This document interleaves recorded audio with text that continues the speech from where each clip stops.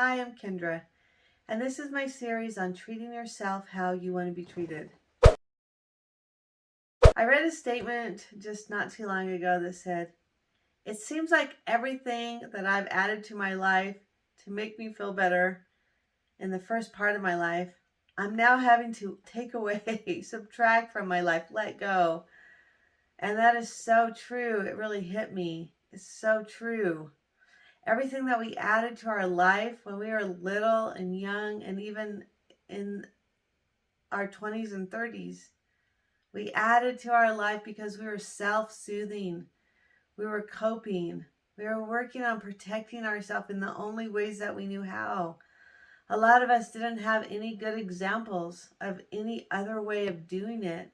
I know I didn't have any good examples. I didn't know how to have boundaries. I didn't even know about boundaries.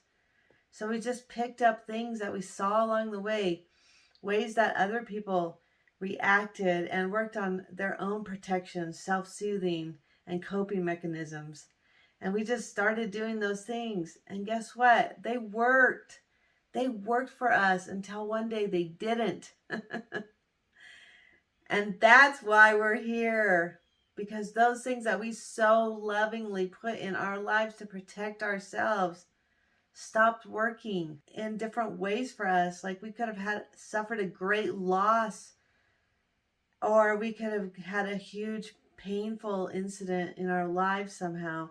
Something happened that was pretty catastrophic that got our attention, and we most likely lost something that was really dear to us, a person, place, or thing. And now we have to look at what's going on. We have to actually see it and find new ways of dealing with things that aren't self-destructive. By using these coping mechanisms, we're just repressing emotions and feelings and things we didn't want to identify with. We were just creating and adding to the shadow, our shadow self. We are pushing away things we didn't want to identify with.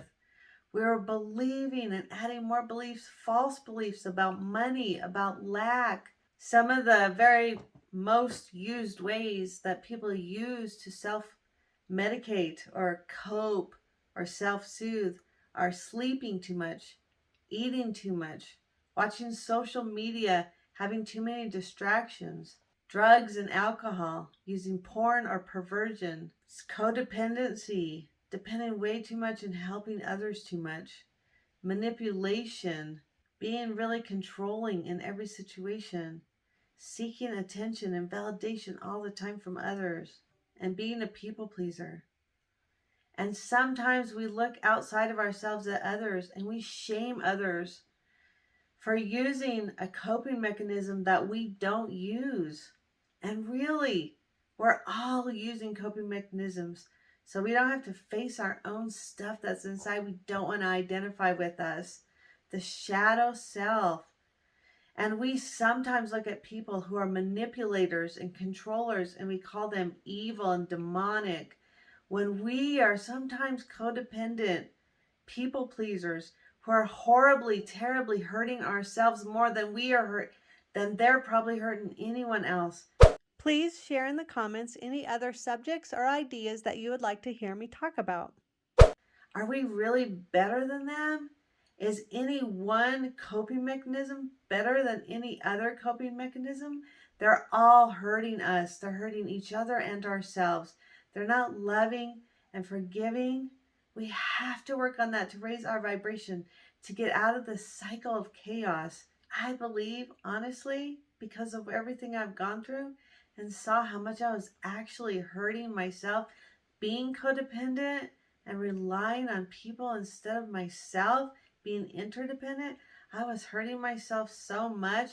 I can't even point fingers at other people anymore. I have to look at my own issues, what I was doing to self-soothe, trying to take care of everybody else, make sure that everybody else was happy so that I felt okay. I was hurting myself inside so much.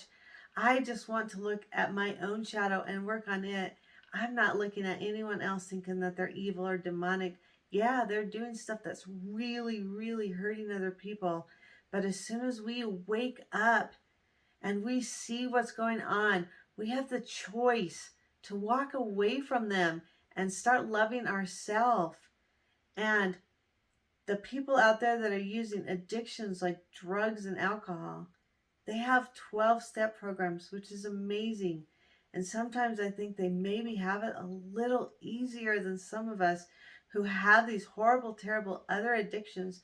Addictions like needing approval, needing attention and validation on a constant basis. We don't really know that that's a problem sometimes, even though it's causing us to lose things in our lives. We don't know that there's help out there that we can go and find. But one thing that happens are triggers. Triggers happen to us all. And they are the best way to get our attention and say to ourselves, stop with the band-aids, stop self-soothing, stop coping the way that you're coping with that, and start actually doing some real hard shadow work on yourself, because you're going to keep getting triggered. Things are going to keep happening to you. You're going to keep having a lot of pain and pushing people away and not having close, intimate relationships and not having a fulfilling life until we actually do the work inside on ourselves and quit blaming and shaming and pointing fingers and quit hurting ourselves and quit blaming ourselves. We have to work on this stuff. It's painful. It hurts worse than anything else. It may sometimes make you feel like you might want to die. I mean, you might have depression. When you work on this shadow, it is nothing about it is easy or fun or feels good. It's the opposite. It feels horrible. You have to take accountability for the things you have done, how you have hurt yourself and others. You have to look deep with insane honesty into what's going on in your life. And if you can't see it, believe me, something is going to happen that will trigger you, and it'll bring it to your attention right away. But take time, look at that. See that trigger for what it is. It's getting your attention to something you need to work on. And you can work on it in a loving, caring environment. You have to find that so that you can work on it. So you can let go of the stuff you got to let go of. So you can raise your vibration and get out of that cycle of chaos or karmic experience. And raise your vibration so high that what you're bringing to yourself is total fulfillment, and amazing and beautiful life full of prosperity, abundance, love, intimacy, the most wonderful things in life. One thing that can get your attention really fast is pain in your body. I have experienced this myself.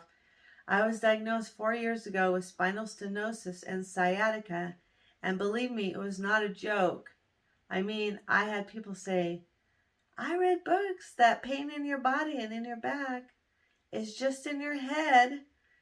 And while I'm really grateful to those people to tell me about the books, and I did read them 1 year ago today, actually this month, 1 year ago, I did read the books on healing your back pain by John Sarno. And I'm really grateful, but it wasn't in my head. I assure you, it was real pain, and it hurt really bad, and it got my attention like nothing else could. So you got to ask yourself, I know I did. I had to ask myself, get really honest. Why is this pain in my life? What's going on? What am I avoiding dealing with? What boundaries am I not setting? Believe me, if you want something in life and you don't do anything about it, your mind-body connection will step in and take over and do something for you. And it might not be pretty. I'm telling you right now, it might hurt a lot. But if you're not doing the work, your mind-body connection definitely will do the work. And this is such a good reason to see why this is happening to you, what it's doing for you, and dig through it and release some of that old stuff, release some of those old beliefs, those old suppressed and repressed false low vibrational emotions. Release some of that stuff.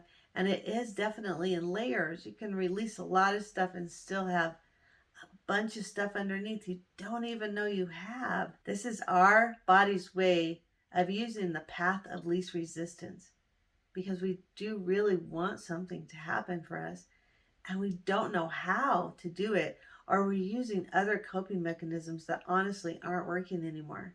So our mind can send a signal to our body to withhold oxygen from our muscles and ligaments, from all parts of our body, causing us to be in huge, enormous amounts of pain. It's not in our heads, it's real. It's our body really doing this to us to get our attention to do some shadow work and stop coping and stop self-soothing. Stop using those band-aids that worked for us a long time ago that actually maybe helped us in certain situations. They're not helping us anymore. We have to wake up.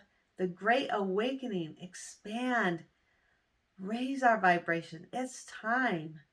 Thank you.